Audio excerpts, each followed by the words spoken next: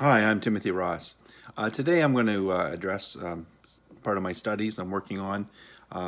Course here is called the Fundamentals of, what's it say? Fundamentals of Financial Planning. And we're looking at the competencies of a wealth advisor, what I call a family advisor. First one is assist the clients in growing and protecting and monetizing a closely held business. That's one of the things that we would be looking at for business owners. There's a lot of expertise required around there, and I'm not going to suggest that we have all this expertise, but we certainly have it available through other professionals that we work with from time to time, and we have a broad knowledge of these topics. So part of this would be around the lending. That's important to understand the lending process. Treasury management, that deals with your cash management. You need to know the different pros and cons of different business structures. You could have sole proprietors, you could have partnerships, companies, private, public. Insurance, there's all kinds of different insurance, life insurance, key man insurance, business insurance. You'd be looking at even vehicle insurance, and liability insurance for directors, a lot of different types of insurance, life insurance, disability insurance, group health plan insurance, a lot of considerations. If you have people that are traveling to other countries, even you've seen the movies there where there's people get, what's the word I'm looking for? Taken, yeah, kidnapped. So there's even insurance for kidnapping. So these are all the things that one needs to be aware of out there in the insurance world. The other thing with businesses is the taxation and corporate finance services, the valuation and sale of a business. There's a lot of consequences related to that. The next thing is establishing and facilitating tax efficient wealth accumulation and management strategies that may include sophisticated and complex approaches to achieve life's goals. Well, that's quite a mouthful. Anyway, what that encompasses is asset allocation. What's the mix? Cash, bonds, stocks. What type of stocks? What type of bonds? Real estate, your business assets, etc. So investment analysis, portfolio construction using both traditional and alternate investments. Alternate investments might include things like hedge funds.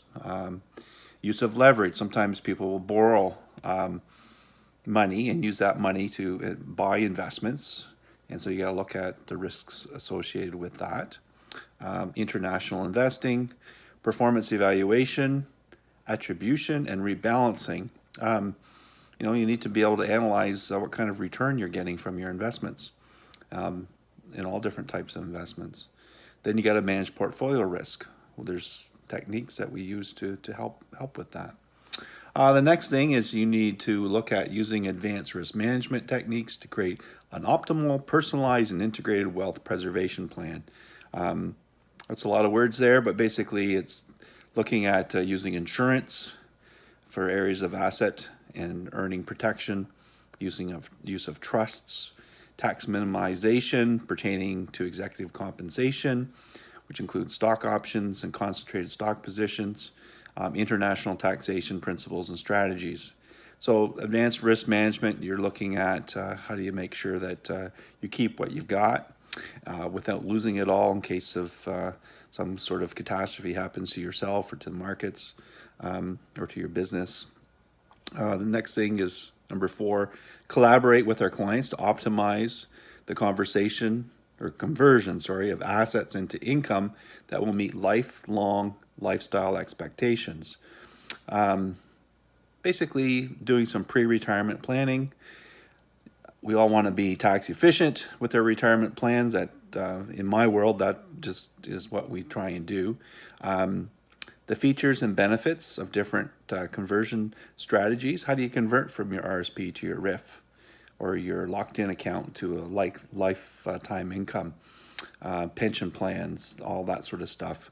The other thing you look at is managing the longevity and your health-related financial risks. Everything's good as long as you have your health. So what you got to do is make sure you manage those risks accordingly.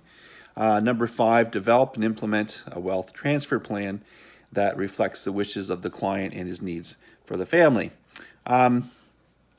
Basically, what you want to look at there is what happens after you're gone. Do you have a will? Do you have trust set up? Do you have beneficiaries on your RSPs and your tax-free savings accounts?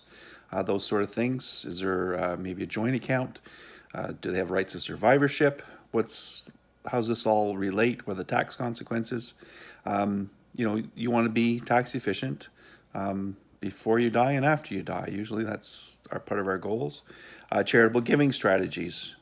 These could include endowments and foundations. Philanthropy is important. Like, how do you feel about everything?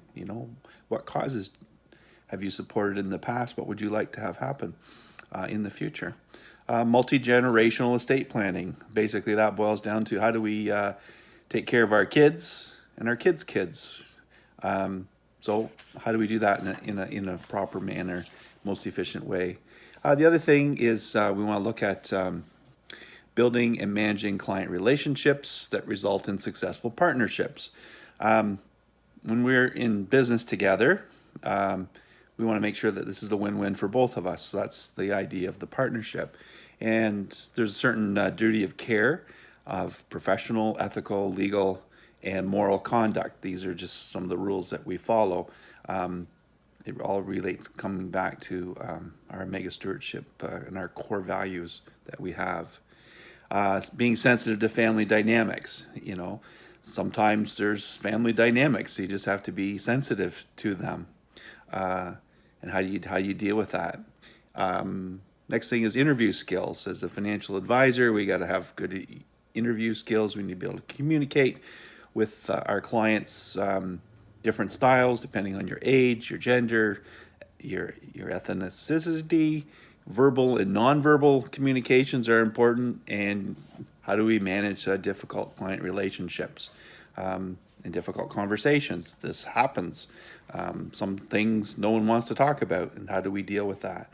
Those are all skills that we have to work on as an advisor.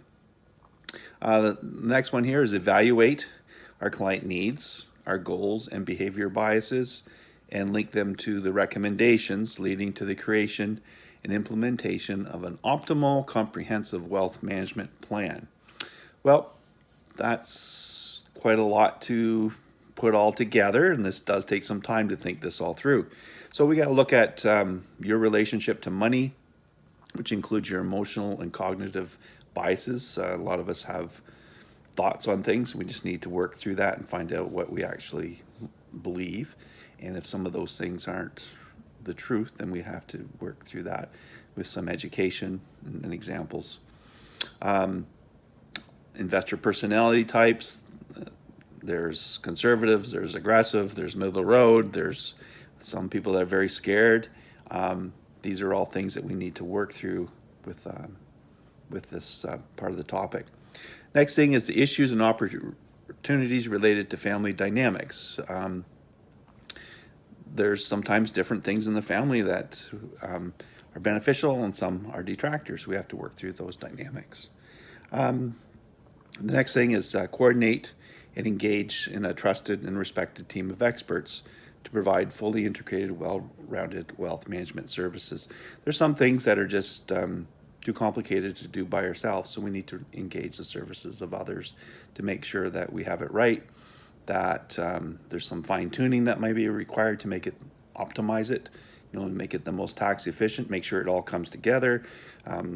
So we need to bring in internal and external professional relationships, which will offer wills and estate expertise, comprehensive financial plans, philanthropic services. How do we work with the charities that we want to engage with and pass assets on to further the causes that are near and dear to our clients' hearts? Trust services, other specialized wealth management capabilities. The last one here is use custom business marketing techniques to build a wealth management practice. So these are things that we do to make our business better, with the idea that as we get better, we're able to serve you better.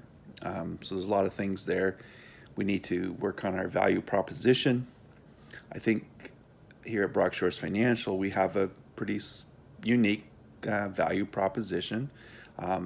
We're based on the family advisory idea, the family office. We provide a mega stewardship. There's a number of key things that boils down to. We've narrowed it down to 3 philosophies, which I'll talk about later. And there's about a half a dozen things that actually matter, and I'll address those at another time. So that unique value position, I think we're working on that. We continue to strive for that. We have a mission, we have a vision, and we have our core values. Next thing is managing a practice efficiently and profitability.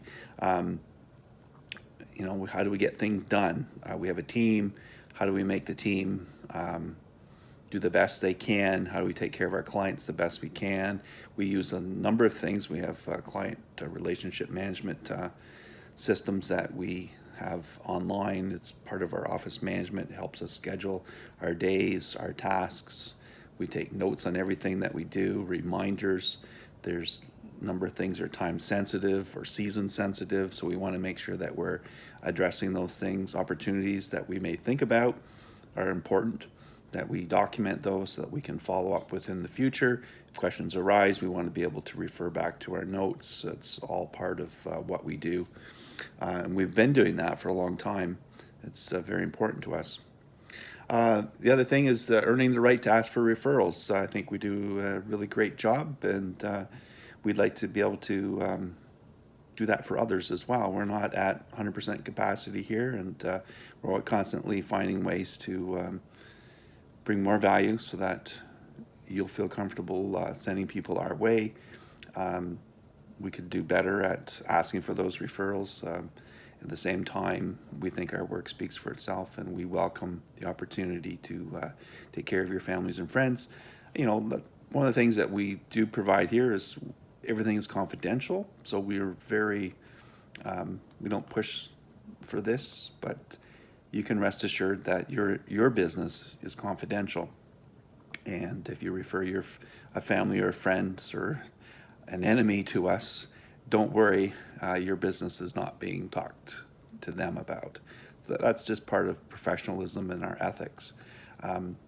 If there's areas that you want to collaborate on, that's different. We can do that as well. Sometimes in a family situation, that's necessary. And we look for opportunities for that, to facilitate that if it's needed. If it's not needed, we're not going there. As simple as that. Anyway, that's a little bit of my studies for today. I hope you find this of value, and it helps me in my studying. Hopefully I'll get a better mark on my test when I do this. Anyway, just speaking from my heart, reading the book, letting you know some of the things that we're expected to do as advisors in this world. Okay, take care.